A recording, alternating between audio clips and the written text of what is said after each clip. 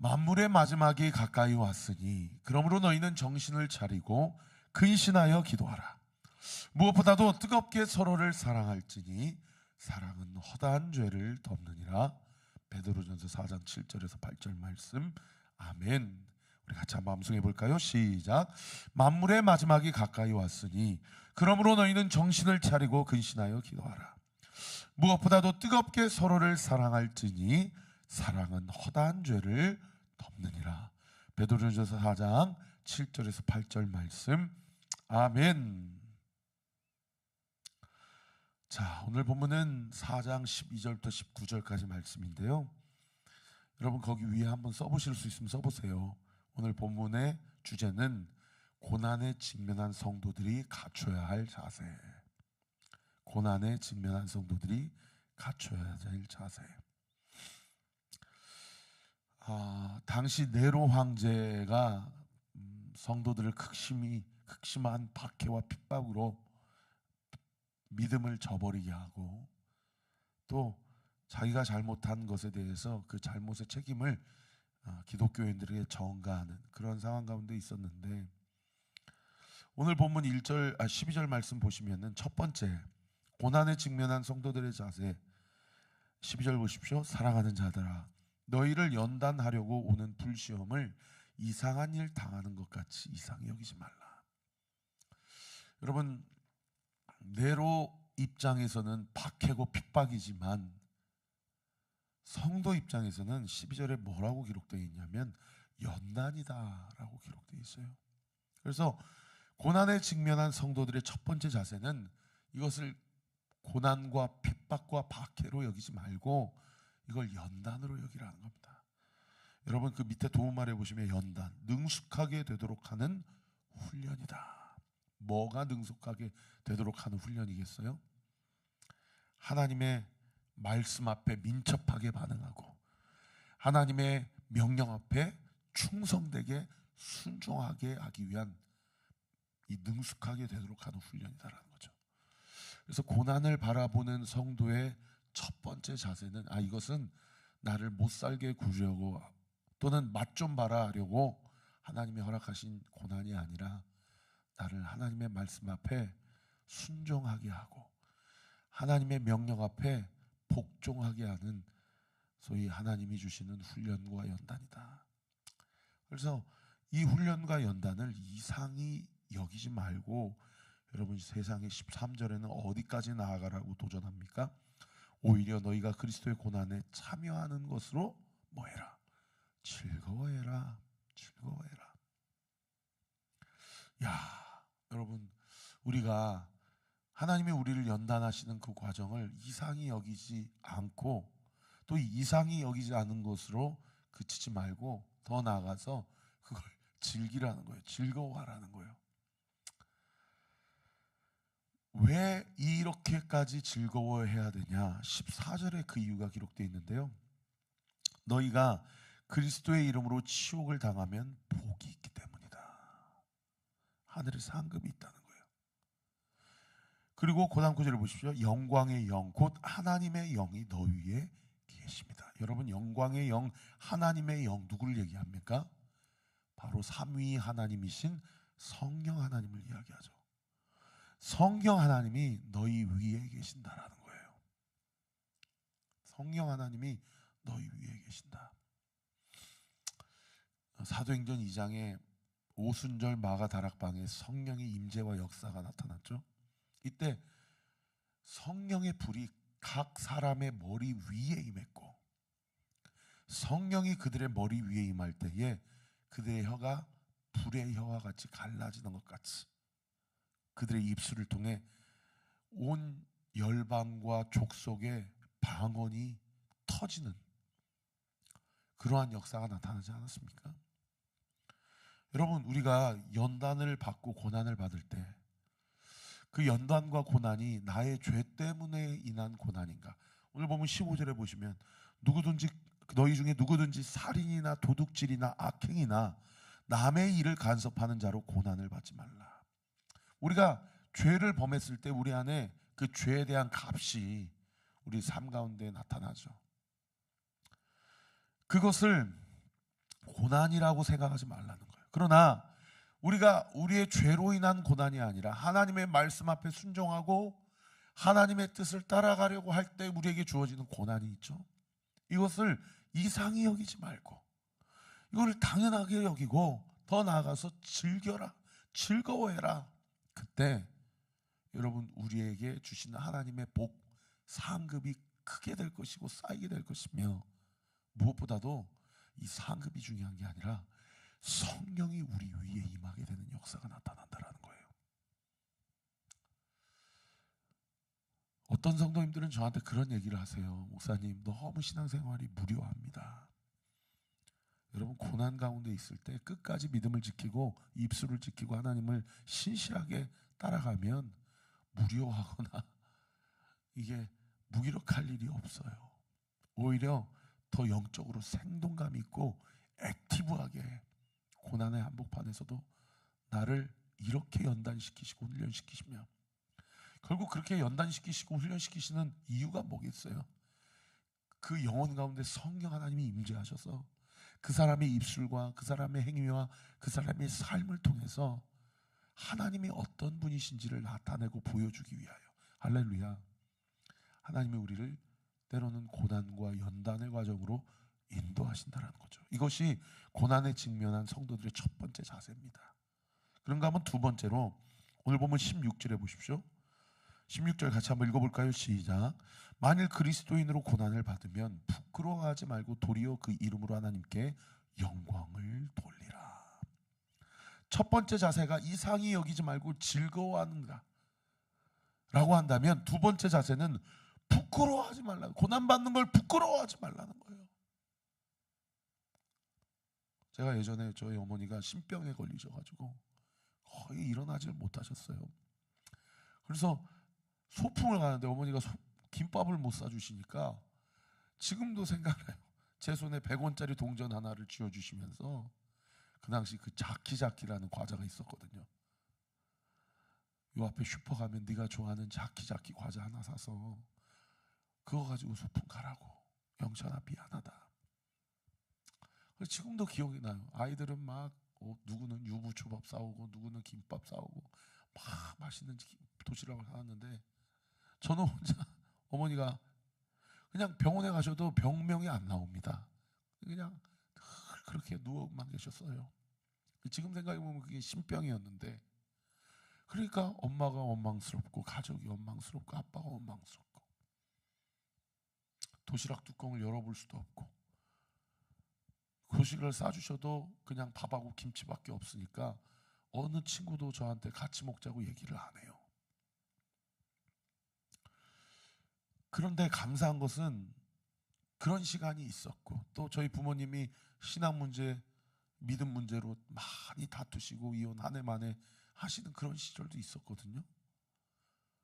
감사하게도 제가 한 번도 하나님께, 하나님 우리 가정은 왜 이래요? 우리 엄마 아빠는 왜 이래요? 나는 왜 이렇게 살아야 돼요? 그렇게 기도한 적이 없었어요. 그거를 부끄러워하지 않고 그냥 그러고 살아가는 것보다라고 그냥 담담하게 여겼어요. 여러분, 고난 가운데서 그냥 그 마음에 담담하게 여겨지고 그 마음의 평안을 잃지 않는 것도 지금 생각해 보면 정말 주님의 은혜예요. 주님의 은혜예요. 그리고 하나님께 그 이름으로 영광을 돌려라. 여러분, 고난 가운데 이것이 나의 죄로 인한 고난이 아니라 이것이 하나님을 믿음으로써 말미암아 나에게 주신 고난이라고 한다면, 여러분, 세상 앞에서, 사람 믿지 않는 자들 앞에서, 믿는 자들 앞에서 여러분 부끄러워하지 마세요. 오히려 그 과정을 통해서 하나님이 영광을 받으시고요, 그 선을 행함으로 부당하게 고난받는 그 삶을 통해서 여러분, 많은 무기력한 성도들이 나의 삶을 통해 하나님의 살아계심을 목도하고 확인하고 하나님의 영광을 목도하는 놀라운 역사가 일어나는 줄 믿으시기를 예수님의 이름으로 축원합니다. 그 옆에 한번 써보세요. 내가 지금 당하는 고난이 나의 죄로 인한 고난인지 하나님의 영광을 위한 고난인지. 그 다음 두 번째 또 한번 써보세요. 나는 그 고난을 담담하고 평안한 마음으로 감당하고 있는가? 아니면 하나님께 원망하며 나 자신을 부끄러워하고 있는가? 내가 지금 직면하고 있는 고난은 무엇인가? 내 안에 애로사항이 무엇인가? 여러분, 그렇게 부끄러워하지 않고 도리어 그의 이름으로 하나님께 영광을 돌리면 하나님이 어떻게 하신대요? 19절에 보십시오. 그러므로 하나님의 뜻대로 고난을 받는 자들은 또한 선을 행하는 가운데 그 영혼을 미쁘신 창조주께 의탁할지어다. 이게 의탁하다. 밑에 도움 말해 보세요. 의지하여 맡기다. 여러분, 부끄러워하지 않고 영광을 돌리면 하나님이 우리 가운데 어떤 은혜를 주시냐면 주님을 의지할 수 있는 힘을 주세요. 할렐루야. 그리고 어느샌가 내 가정도, 내 앞길도, 내 진로도, 내 미래도, 우리의 자녀도, 내 인생도 하나님께 맡겨드리게 돼요. 여러분, 그렇게 하나님께 맡겨드릴 때 주님이 우리에게 주시는 하나님의 은혜의 선물이 뭔지 아셔요? 주님이 세상이 공급할 수 없는 평안을 허락해 주십니다. 주님이 세상이 공급할 수 없는 평안을 주세요. 마음이 평안해져요. 그리고 하나도 바뀐 게 없는데 찬양이 튀어나오고요, 감사가 고백이 돼요. 이거는요, 경험하지 못한 분들은 이건 진짜 그 마음을 알 수가 없어요. 놀라운 하나님의 평안과 은혜가 부어지게 되고 그냥 담담해지고요, 오히려 담대해지대요. 아, 하나님이 내 인생을 책임져 주시겠구나. 믿음의 확신을 갖게 되더라는 것이죠. 그러니까 어떻게 됩니까? 17절에 보십시오. 하나님의 집에서 심판을 시작할 때가 되었다. 하나님의 집은 어디입니까? 하나님의 성전을 이야기하지만 우리의 마음을 이야기하기도 하고 말세 위로부터 내려오는 새하늘과 새 땅을 얘기해요. 그 하나님의 심판이 시작될 때 그 다음 구절을 보십시오. 만일 우리에게 먼저 하면, 그 만일과 우리에게 사이에 한번 써보세요. 심판이라는 단어를 써보세요. 만일 심판이 우리에게 먼저 임하게 된다면 하나님의 복음을 순종하지 아니한 자들의 그 마지막은 어떠하며, 또 의인이 겨우 구원을 받으면 경건하지 아니한 자와 죄인은 어디에 서리요? 여러분, 우리가 하나님 예수 그리스도의 십자가의 죽으심과 부활하심으로 말미암아 하나님의 자녀가 되고 구원을 얻게 됐어요. 할렐루야. 그래서 여기 겨우 구원을 받는다는 얘기는 하나님의 구원의 능력, 그분의 손이 짧다는 이야기를 하는 것이 아니라 하나님의 전적인 은혜로 구원을 받았다라는 의미를 강조하는 표현이에요.